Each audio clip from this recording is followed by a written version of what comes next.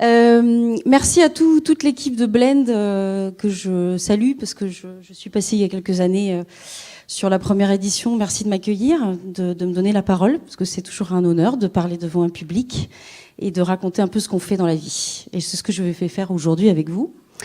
Alors, je m'appelle Marion Moreau. J'ai la chance de diriger les projets de Sigfox Foundation. Je vais faire un petit lever de main pour savoir ce que vous connaissez éventuellement de Sigfox. Est-ce que quelqu'un connaît Sigfox dans la salle ? Quelques-uns. Alors, je vais réexpliquer un peu ce que fait Sigfox. Sigfox, c'est un opérateur dédié à l'Internet des objets.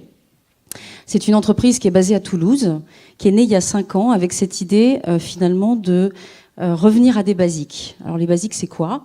C'est permettre, en fait, de faire transmettre une information, donc d'envoyer des tout petits messages avec un réseau très, très bas débit. Donc, on regarde la 4G, la 3G. Eh bien, on regarde totalement à l'inverse, sur le très très bas débit. Et c'est ce qu'ont fait Ludovic et Christophe, qui sont les fondateurs de Sigfox, en se disant que finalement, l'Internet des objets demain, ce qu'on prédit comme une vraie révolution, et c'est vrai, ça le sera sans doute à terme, très vite, ne nécessitera pas une connectivité 3G, 4G. C'est-à-dire que pour connecter des tables, des chaises, des animaux, on n'aura pas besoin d'envoyer des photos ou des vidéos. On enverra de tout petits messages. Et ces tout petits messages, c'est ce que fait Sigfox, qui en fait allie la radio et le numérique. Concrètement, comment ça marche ? Pour être très concrète, c'est des antennes qui sont à peu près grandes comme une bouteille de vin, pas plus hautes que ça, qui sont connectées à des capteurs qu'on pose un peu partout, toutes tailles différentes, des capteurs qui prennent des mesures de GPS, vibrations, mouvements, bruit. On écoute les choses avec ces capteurs. L'antenne va réceptionner ces signaux-là et on va les emmener dans le cloud. Donc, pour résumer, pour schématiser vraiment au plus large, c'est finalement de faire de cette chaise assise devant moi une chaise connectée qui va donner une information sur l'Internet au global. Cette société, elle progresse bien. En 5 ans, on a grossi de 0 à 300 personnes. L'entreprise a levé 150 millions de dollars. Et elle est aujourd'hui dans 24 pays dans le monde, et tout ça à partir de La Beige, à côté de Toulouse. Alors la volonté des fondateurs, c'est de rester en France, et c'est de faire de Sigfox une entreprise mondiale, et c'est ce qu'on essaye de faire tous les jours. Alors les fondateurs ont souhaité, il y a quelques temps, il y a un peu moins de 2 ans, faire de l'impact. Parce qu'avec ces tout petits messages, finalement, on réinvente un peu le SOS. On se dit que finalement, on peut faire pas de la magie, mais presque, et que ce nouveau SOS, on peut l'adresser sur des causes humanitaires. Et j'ai eu la chance qu'on m'ait proposé ce projet.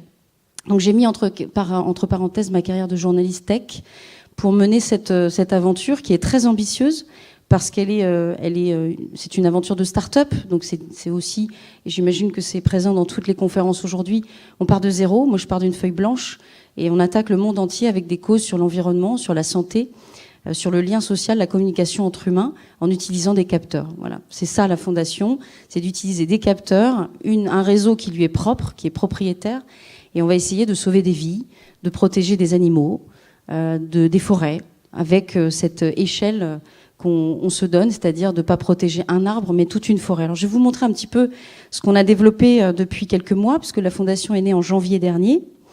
Je vais passer un slide. Donc c'est une initiative personnelle des fondateurs. Alors non, j'ai pas passé le slide là. Christophe et Ludovic, je le disais, qui souhaitaient justement adresser des causes humanitaires. Excusez-moi, j'essaye de faire en sorte que ça marche. Voilà. Sauf si la régie peut m'aider. Non. Je suis sur le dernier slide, c'est vrai. Ouf. Merci. Alors, on a intitulé, on aime bien les choses qui résument bien. Donc, le low, c'est quoi ? Le low, c'est ce que fait Sigfox. C'est une énergie low, donc très bas débit, low cost, très peu cher, qui envoie de tout petits messages. Donc, le pouvoir finalement du low, c'est un peu ce qu'on s'attribue sur la fondation, c'est de se servir de quelque chose peu énergivore, avec des capteurs qui valent parfois 1000 fois moins cher qu'un capteur existant connecté en GSM. Et c'est un peu ça qui est résumé au travers de cette phrase un peu grandiloquente, mais qui résume plutôt bien ce qu'on a envie de faire aujourd'hui. Auparavant, donc je le disais un peu en préambule, on avait des solutions qui coûtaient très cher, qui prenaient énormément de place pour écouter le monde. Donc c'est souvent ce que dit Ludovic pour parler de Sigfox, on écoute le monde finalement aujourd'hui. On peut résumer Sigfox à un grand radiotélescope qui finalement écoute les bruits au travers des capteurs. Mais tout ça, comme vous pouvez le voir sur des solutions d'hier, qui sont néanmoins tout à fait utiles encore, le satellite, l'imagerie satellitaire a toute sa place. Sauf qu'aujourd'hui, on peut composer avec des solutions très low, justement. On a commencé notre première mission pour la première fois en Antarctique. Je suis partie avec une start-up belge, puisque Sigfox ne travaille pas tout seul. Évidemment, les objets, on ne les fabrique pas, donc on va s'appuyer sur un écosystème de start-up. Et avec une start-up belge, on est allé voir le ministère de l'Environnement belge, qui dispose d'une station qui s'appelle Princesse Elisabeth en Antarctique. Et avec 2 antennes seulement, on a apporté pour la première fois une solution IoT en Antarctique, en garantissant finalement la sécurité des hommes. Alors comment finalement en leur donnant des trackers GPS qu'ils ont installés dans leur veste pendant 4 mois, et on a pu avoir leur position GPS comme ça tout autour de la base. Ce sont des chercheurs qui travaillent dans des conditions extrêmement dures chaque jour. En Antarctique, c'est moins 80 degrés. Une porte qui se ferme et se referme, c'est un enfer souvent pour la moindre logistique et demande un effort considérable. Et finalement, un capteur connecté leur a facilité le travail tous les jours. Ils ont aussi, finalement, avec les capteurs qu'on leur a donnés, pu optimiser leur recherche scientifique. Et ça, c'était le 2e volet de cette mission en Antarctique. Et voilà, on a réussi cette mission avec eux. Alors, j'ai quelques images à vous montrer. L'antenne, la voilà, elle est tout en haut du mât que vous voyez ici. Donc ça, c'est un chercheur qui l'a installée là-haut. Plus, évidemment, l'antenne est haut, plus le message portera loin. Sur la mer, il peut parcourir jusqu'à 1000 km. Parfois plus, si la surface est complètement plane. Ça vous donne une petite idée de la puissance d'envoi du message.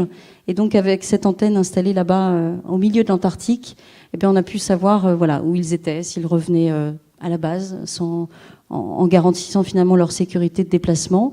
Je bouge, je suis ici, je vais bien. Voilà, ça, c'était la première mission. J'ai quelques images à vous montrer pour vous donner un peu à voir finalement ce qu'on a fait sur le terrain. On a travaillé donc avec une équipe belge.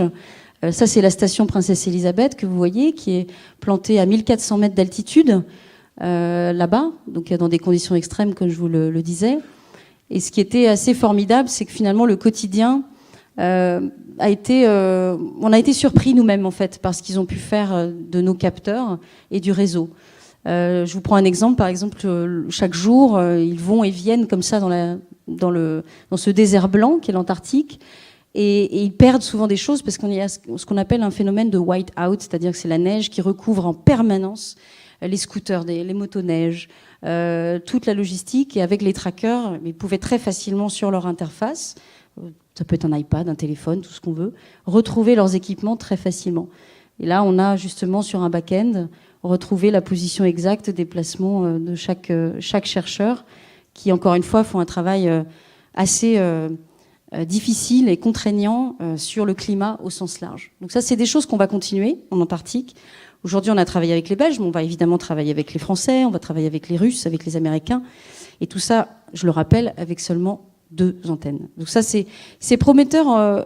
Pourquoi ? Pour la cause qu'on adresse, c'est-à-dire l'environnement, la recherche sur le climat. Aujourd'hui, c'est la NASA, ce sont les Européens, ce sont des tas d'institutions qui, avec des imageries satellitaires, observent le climat d'une certaine façon, font des projections avec les scientifiques. Mais on se dit qu'aujourd'hui, finalement, nos capteurs vont être très utiles sur la recherche scientifique parce en imaginant poser de simples petits capteurs le long de la calotte glaciaire avec un détecteur de mouvement, par exemple, on peut complètement optimiser et revoir les projections des scientifiques. C'est ça qui est intéressant et c'est en ça qu'on peut être, nous, apporter notre brique. Et encore une fois, sur des coûts à l'échelle qui sont ridicules. Je vous donnerai tout à l'heure un ordre d'échelle sur cette différence qu'il y a entre un capteur d'hier et un capteur d'aujourd'hui. Connecté hier en GSM, aujourd'hui en Sigfox, on est sur des échelles qui parfois sont divisées à 100. Donc quand on imagine ça, on peut se dire qu'on peut densifier les capteurs sur des causes qui ont du sens et notamment sur le climat. Je le disais en entrée, aujourd'hui on se donne vraiment une ambition d'aller très loin, notamment en densité de capteurs sur des causes. Donc c'est pas un arbre évidemment, c'est toute la forêt. Et je me suis déplacée à Jakarta il y a quelques mois, où je ne sais pas si vous connaissez un petit peu le phénomène des incendies là-bas. Il est bien sûr présent en Europe, mais il est très très important en Indonésie dû au business de l'huile de palme. On brûle aujourd'hui des forêts à Sumatra ou à d'autres endroits d'Indonésie et qui provoque un nuage qui s'appelle le haze et qui finalement provoque un danger sanitaire, de catastrophe sanitaire très important pendant plusieurs mois dans l'année sur toute la région finalement sud-est asiatique. Et là-dessus, en fait, on se dit que hier, des capteurs connectés avec une connectivité basique existante, des opérateurs existants aujourd'hui, le capteur, on ne pouvait pas l'imaginer sur des centaines et des centaines et des centaines d'arbres en feu, mais avec les capteurs connectés en Sigfox, quand on les ramène à l'échelle, c'est-à-dire sur des milliers de capteurs, on divise, on augmente cette densité et on divise le prix du capteur. Donc c'est en ça que je résume, finalement, on protège toute la forêt, pas seulement un arbre, c'est qu'aujourd'hui, c'est possible de le faire. Hier, c'était compliqué. Alors, la deuxième mission qu'on se donne après l'Antarctique, après le froid, c'est le très très chaud, on part en Afrique. Et depuis début août, nous connectons des rhinocéros. Alors, pourquoi les rhinocéros ? Je vais vous dire déjà pourquoi on attaque cette cause-là. C'est une cause qui avait été identifiée par les fondateurs il y a quelques années. Aujourd'hui, en Afrique, on tue un rhinocéros 4 par jour. Il y a 4 rhinocéros qui meurent en Afrique par jour. Pourquoi ? Parce que le marché noir, dû en fait, à un appétit des Asiatiques pour la corne de rhinocéros, la corne de rhinocéros se vend jusqu'à $100 000 le kilo. $100 000 le kilo. C'est 2 fois plus que la cocaïne, c'est 3 fois moins risqué, et ça organise finalement tout un marché qui est extrêmement juteux à tout point de vue. Alors ces rhinocéros, dans 10 ans, vous ne les connaîtrez plus, en fait. Dans 10 ans, les éléphants et les rhinocéros, selon les observateurs du monde entier, il n'y en aura plus. Donc c'est une cause qui mérite d'être traitée en urgence et c'est ce qu'on veut faire. Qu'est-ce qu'on va faire sur les rhinocéros et qu'est-ce qu'on fait actuellement ? Eh bien, on installe des capteurs qu'on fabrique nous-mêmes. Si les capteurs n'existent pas dans l'écosystème des startups qui nous entourent, eh bien nous les fabriquons nous-mêmes et c'est ce qu'on a fait. Aujourd'hui, avec une dizaine de personnes chez Sigfox, on a fabriqué des petits capteurs que je vais vous montrer. Que je vais vous montrer ici plutôt. Voilà, avec quoi il ressemble ce petit capteur. Donc il fait vous voyez là, à l'échelle de la main. Alors, il va donner quoi comme mesure, ce capteur ? Il va nous donner des informations GPS, bien sûr. Nous l'avons installé aujourd'hui dans 7 cornes de 7 rhinocéros, blancs et noirs, au Zimbabwe, dans le sud du Zimbabwe. Nous travaillons avec WWF sur cette mission-là. Et nous adressons finalement cette cause en installant, en creusant un petit trou dans la corne. Et chaque jour, nous pouvons voir l'évolution des rhinocéros dans la réserve que nous avons protégée avec 4 antennes aujourd'hui. On va continuer, bien sûr, on va densifier le coût du capteur. Il va nous donner une information GPS, je disais. Il va aussi nous donner le mouvement de l'animal. Et c'est un algorithme qui va traduire son stress. Aujourd'hui, en fait, avec ce capteur, on va pouvoir dire si l'animal est stressé, si on est en train, et des braconniers notamment sont en train d'essayer de le tuer ou en tout cas de le menacer. Et quand l'animal est stressé, il fait certains mouvements assez particuliers qui vont être traduits au travers d'un algorithme qui va provoquer tout de suite une alerte SMS. Donc le ranger dans la réserve recevra un SMS dans les semaines qui viennent, puisque c'est mis en place cette semaine, une équipe de Sigfox par jeudi. Et cette alerte va être clé pour les rangers sur place, parce qu'elle va pouvoir dire justement qu'il faut intervenir au plus tôt, au plus vite, et toute la chaîne d'intervention est imaginée avec des ONG de protection de l'animal. Donc ce capteur-là, il peut potentiellement sauver des vies, il le fait déjà. Il a aussi une autre vocation, au-delà de l'anti-braconnage qu'on adresse, c'est qu'il simplifie drastiquement le monitoring. Aujourd'hui, il y a énormément de réserves finalement de protection d'animaux dans le monde. On parle de la faune, mais on peut parler de la flore aussi. Et voilà, c'est à quoi ressemblait le monitoring hier. Donc c'est une femme, là vous voyez aujourd'hui Natacha, qui est en haut à gauche, qui travaille pour WWF, et en fait avec un système radio, qui finalement est la VHF traditionnelle, et un système de tagging RFID. Sur le rhinocéros que vous voyez ici, c'est des hommes et des femmes qui faut en nombre pour aller chercher l'animal. On s'approche avec une antenne, on essaye d'avoir le signal radio, bip, ça sonne quand on a un peu de chance, et c'est parfois des journées entières pour monitorer les animaux. Eh bien nous, ce qu'on fait en fait avec Sigfox aujourd'hui, et ça marche, c'est qu'on désintermédie tout ça. Tout ça, c'est fini. On le fait à distance. Le capteur que vous avez vu juste avant, lui, supprime toutes ces barrières, toutes ces contraintes-là de déplacement, de jeep déplacés, de fuel dépensé, d'heures dépensées à finalement protéger ces animaux au jour le jour, les vacciner, savoir s'ils vont bien, etc. Donc ça, c'est des choses qu'on est en train de finalement de faire. Là, vous voyez ici les premiers signaux qu'on a obtenus début août avec les vétérinaires sur place, qui ont bien sûr eux-mêmes installé les capteurs. On l'a pas fait, ce n'est pas notre métier. Et ça, ce sont les signaux GPS qu'on a obtenus des rhinocéros sur place. Donc c'est un monitoring, encore une fois, temps réel. Alors le capteur, je le disais, et c'est pour ça que je voudrais que vous repartiez finalement avec mon intervention avec ce takeaway entre guillemets, c'est qu'aujourd'hui le coût du capteur, $60. Hier, le capteur, on lui installe la même chose mais avec du GSM, avec une connectivité standard, $600. C'est-à-dire qu'aujourd'hui, il reste 29 000 rhinocéros dans le monde. Vous faites un calcul. À $600, c'est presque impossible. À 60, on peut espérer des choses intéressantes et c'est possible. Voilà ce qu'on va faire sur la fondation. Alors, on ne va pas adresser que les rhinocéros. On va aussi travailler, on le fait déjà, sur la préservation de sites antiques, notamment sur Pompéi. Donc, j'ai un boulot extraordinaire et j'ai beaucoup de chance pour ça parce que j'en discutais avec... tout à l'heure avec une personne avec qui j'ai déjeuné, j'ai des requêtes du monde entier aujourd'hui. C'est-à-dire qu'on est très peu connus, très peu de gens connaissaient l'existence de la fondation Sigfox, de Sigfox en général. Et aujourd'hui, on a des requêtes du monde entier. De l'Inde, qui ont aussi des choses à préserver, des animaux, des sites, de l'Iran, de la Syrie, de la crise des migrants, là où on pourrait peut-être fournir, là nous aussi, peut-être une solution. On est en train de travailler dessus.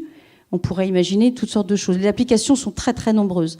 Je ne dis pas qu'on va tout faire, mais en tout cas, il y a énormément aujourd'hui de causes à adresser parce qu'on a une technologie qui nous permet finalement de relever l'impossible, là où avant, ça ne l'était pas forcément. On travaille, donc je le disais, avec beaucoup de partenaires. Je suis en contact avec beaucoup d'ONG sur des causes que j'ai décrites juste avant. Et là, sur la cause des rhinocéros, on va évidemment travailler avec beaucoup de partenaires. Et puis la mécanique, pour finir, après je ferai peut-être des questions avec la salle. La mécanique, pour moi, elle est aussi sur le deuxième pilier de cette fondation. Une fondation, aujourd'hui, c'est au pire un organe de communication pour les entreprises, au mieux un organe d'empowerment, c'est-à-dire de rendre une dynamique et un sens en fait au travail qu'on donne dans l'entreprise. Et je pense que ça vous parle. Il y a beaucoup de jeunes dans la salle qui, j'imagine, ont une idée du travail, de ce que ça doit être aujourd'hui. Moi-même, j'en ai une et je trouve que c'est beaucoup plus intéressant de travailler dans une entreprise qui s'engage sur sa responsabilité sociale, environnementale, que d'une entreprise qui finalement se sent éloignée de ces sujets-là dont on ne peut plus ignorer aujourd'hui. Il faut agir absolument.